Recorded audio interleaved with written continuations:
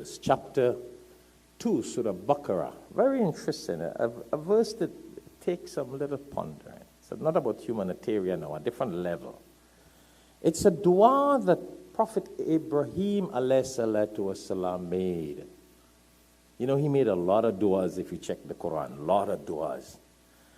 And in this verse 129 of Surah Baqarah chapter 2, Prophet Ibrahim ﷺ says, Bismillahir Rahmanir Rahim, Rabbana wab'ath fihim. Allah says, Rabbana wab'ath fihim. And he's speaking about his children, his offsprings, and the people. Rasulam minhum yatlu alayhim ayatika. He's asking Allah to make from amongst his offsprings, his sons, his children, his grandchildren, make from amongst them messengers of Allah. See? So in addition, the first khutbah we dealt with humanitarian service, Hikmat. But I wanted to remind myself and you on this depth, that here, listen to the dua he made. Because he was a person that was confronted with great opposition to Allah. His father did not believe in God.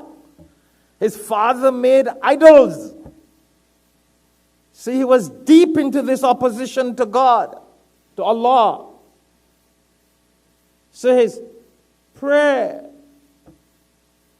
was, Allah, make from amongst my children, my progeny, and the generations to come, messengers, yatlu alayhim ayatika. Listen to these points. That will do what? Recite the verses of the words of Allah to the people. Now you and I, not everybody could go do orphans and slave and servants and all these services. But I'm sure all of us can do this, yeah? And all of us should do this. He's asking for amongst his children, offspring, that there should be messengers. And Allah accepted his dua. Did you see how many messengers came from the children of Ibrahim alayhi salatu? All these, Yaqub, Ishaq, Ismail alayhi salatu wasalam, Yaqub and all his sons alayhi salatu wasalam, all these prophets and all these prophets. Allahu Akbar. Allah accepted his dua.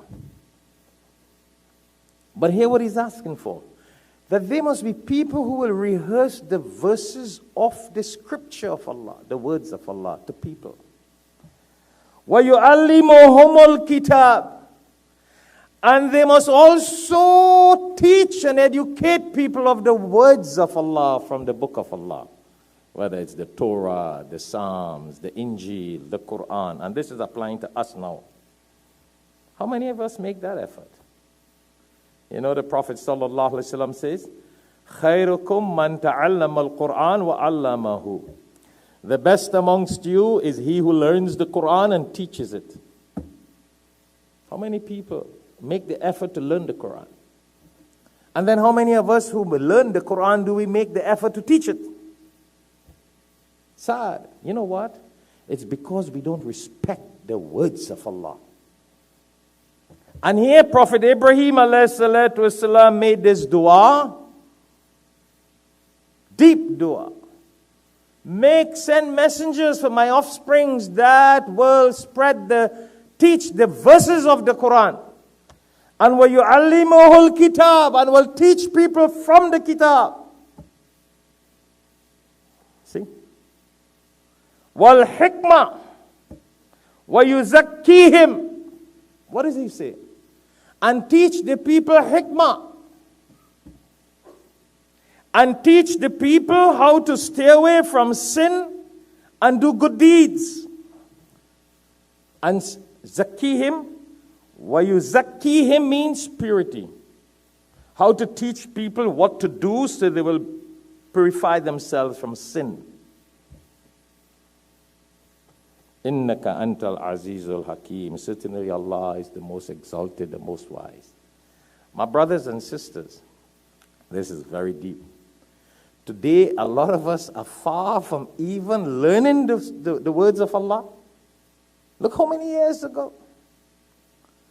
Learning the words of Allah. Studying the wisdom of the Quran. And learning what is haram and halal.